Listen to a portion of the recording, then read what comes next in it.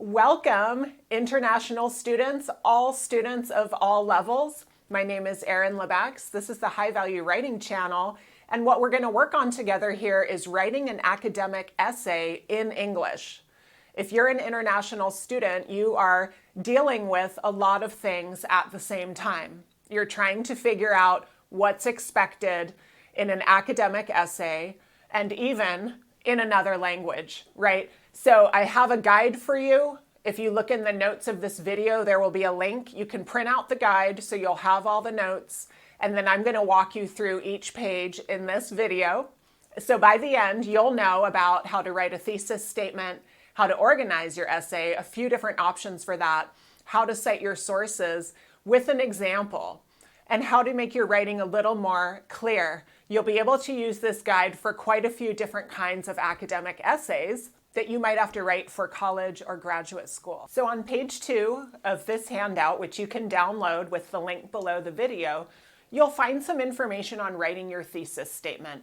Your professor has asked you to create an essay that puts forward some kind of argument, makes some kind of claim, something that people could disagree on. Now you'll need one statement that really says, hey, here is my main point. Here is my argument. Capturing that in a sentence, we call this the thesis statement, the main argument of your essay. And we can write thesis statements for all different kinds of essays, and the next page will show some examples. But no matter what kind of essay you're considering or you're writing, you want to keep these things in mind. What happens the most often to me is I'll get students turn in a paper and they've expressed their thesis as a question. Something like, can bringing more people into the labor force help us or hurt us with climate change? That's a question, but it's not a thesis. The thesis would be the answer to that question. So our thesis will cover 3 things. What is the essay about? Why is it important? And what's our slant? What angle are we taking? For example, we are not going to talk about the economics of trade surrounding food items altogether. We're going to pick one small piece of that topic and say an opinion about it. You need a thesis statement so your readers know what you're looking for, what you're talking about. And when you're working with your teachers, your professors, you'll want to make sure you've covered both the topic and your perspective in that sentence. We don't want to just say, my example at the bottom, students who study pharmacy also need to know about FDA regulations.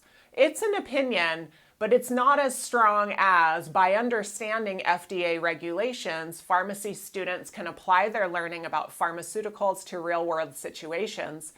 That one is stronger because in addition to saying, hey, my topic is pharmacy students and FDA, it's also put that angle of this is why we need it, so students will be able to apply their learning in the future.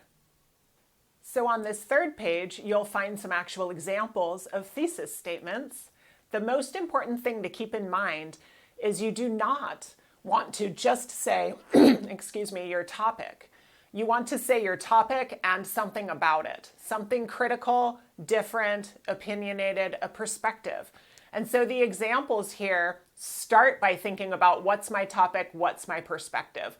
Once you have those 2, you can craft your sentence because you'll know what perspective you want to bring in. So I'll just read the thesis statements here and you can go back and look at how we arrived there, thinking about the topic and perspective.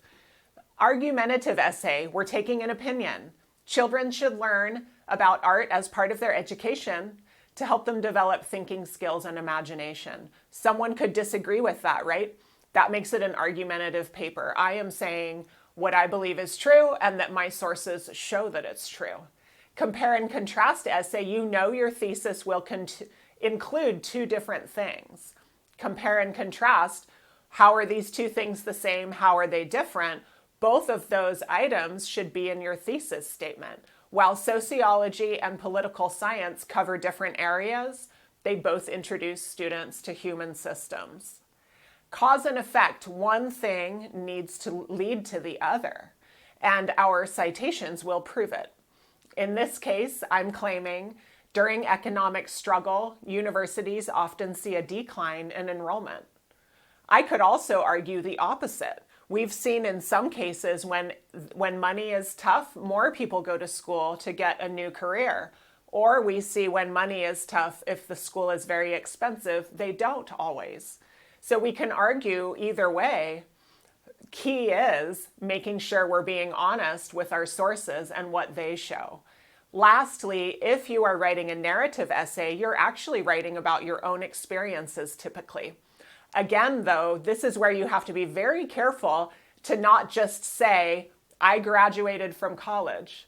There needs to be a perspective. What about it? What is important that you are proving in this paper? One of the most moving parts of my graduation experience was our inspiring speaker, who also impacted my future. Now I've not only said the topic, but something about it. I'll go through the next few pages a little bit quickly because you can pause and study these organization techniques, these graphic organizers. So I put sort of like an outline visual for these different ideas on structure. If you're making an argument, here's a structure you can follow: an introduction that includes your thesis statement. Then you have your reasons supported by evidence and examples. You look at other points of view, and then you conclude with these idea of bringing your thesis to a specific situation or kind of talking next steps.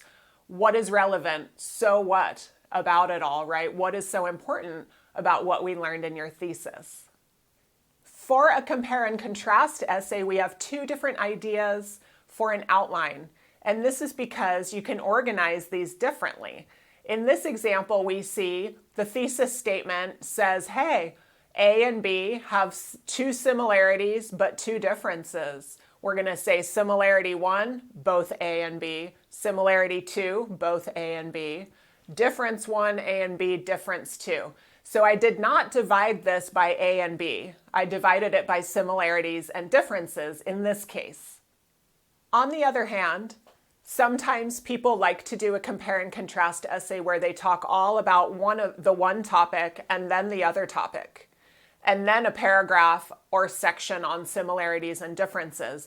That would also work. You can choose either of these two structures, probably looking at which you think is most applicable for your topics.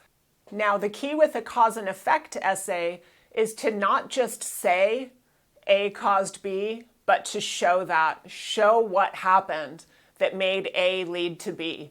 And also, what were the impacts and consequences of this? So my thesis statement, as we saw earlier, is typically something that says A leads to B, right? This cause leads to this effect. I need to discuss my cause. I need to discuss the effects. But then in the blue and purple, I need to spend a lot of time with evidence showing that was the cause of this effect, and these were the impacts. And our last outline before we get into using your citations, the narrative essay. Like I said in the thesis section of this video, this is a difficult essay in the sense that many students will just describe something that happened.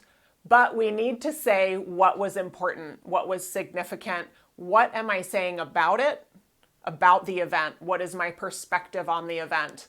And so in this case, maybe my thesis statement is about my graduation and that speaker. In the purple, I might say, here's how my graduation went. In the blue, I might say, here was the speaker. Now it's my job to say how impactful that speaker was and why this mattered. All right, so now it's time to bring attention and give credit to the sources you used as you created this essay, as you learned the thoughts that went into the essay. Where did they come from, right? What's all your evidence?